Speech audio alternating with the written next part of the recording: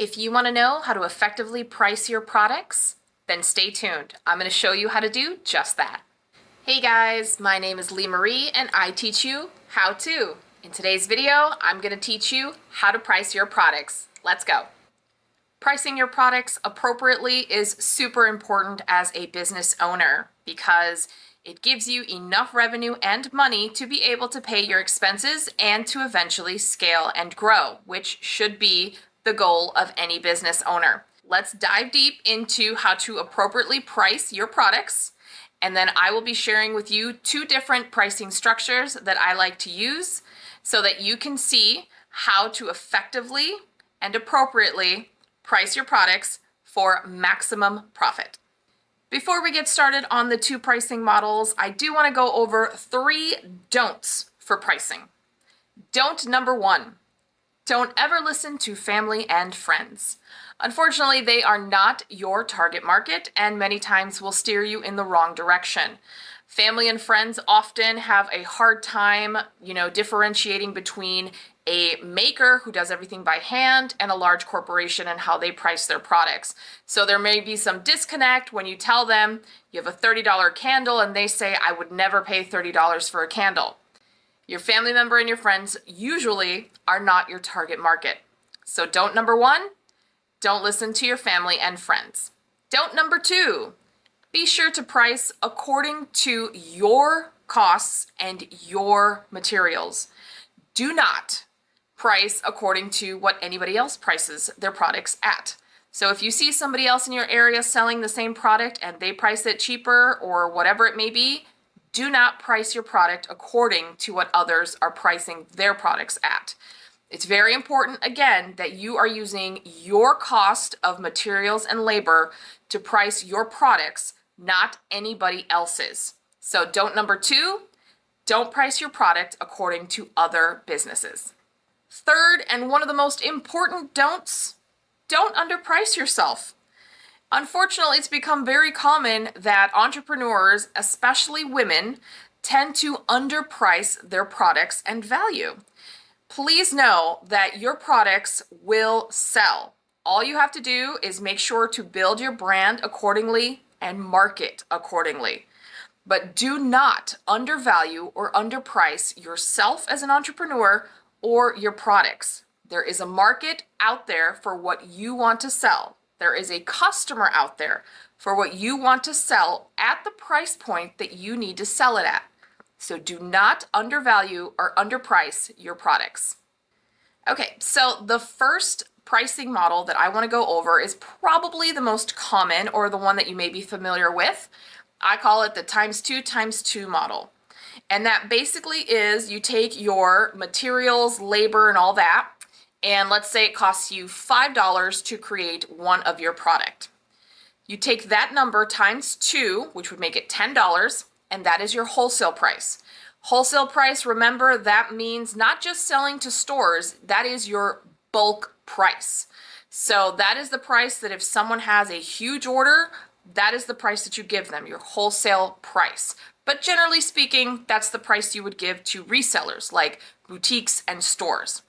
So you times 2 once, and then you times 2 again. So you take that $10, you times it by 2, equals $20. That is your retail price. That is the price that you're going to charge everybody else online, in person.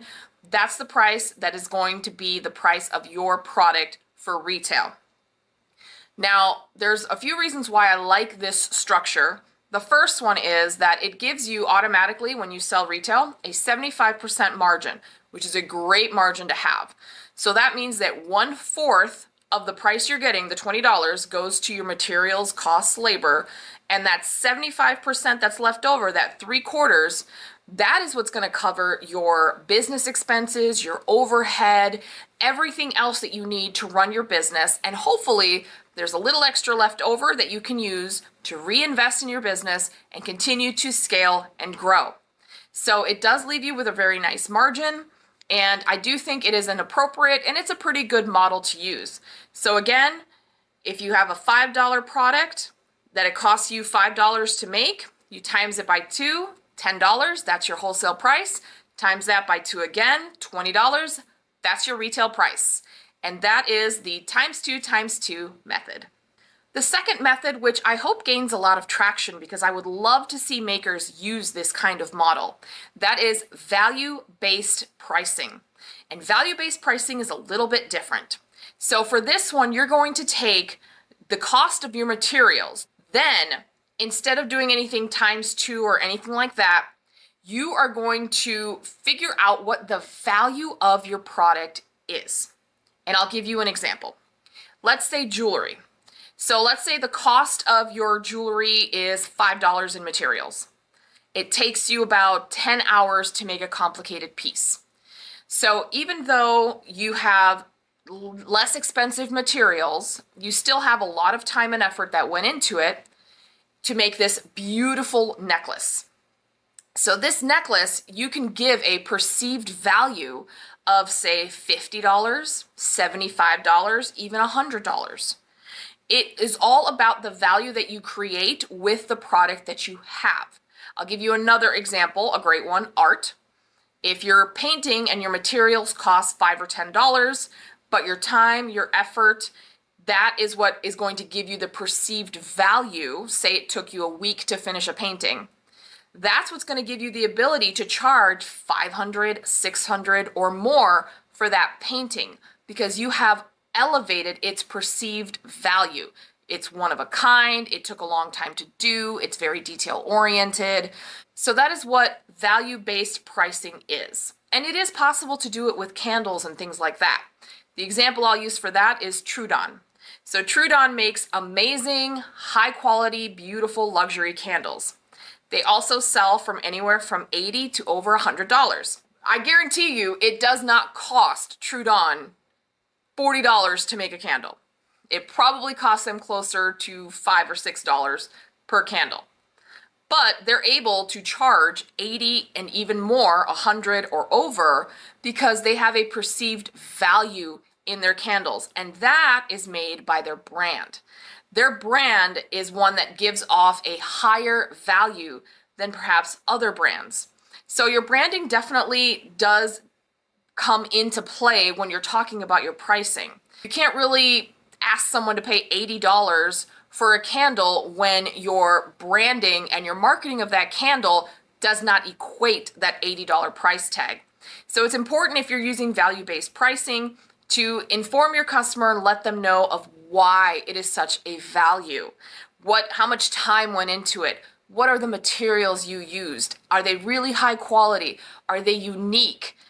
Is there something special that you did to that particular product? For example, when you're making jewelry, is it one of a kind or is it, mass market?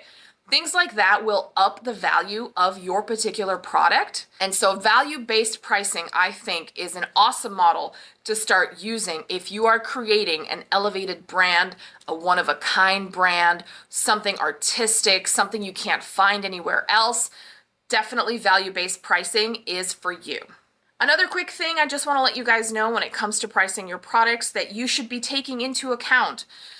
So all of the materials that it costs for you to make. So let's assume you're doing a candle. So it's all of your vessels, your wax, your wicks, the fragrances, boxes or pouches if you have them, any kind of labels.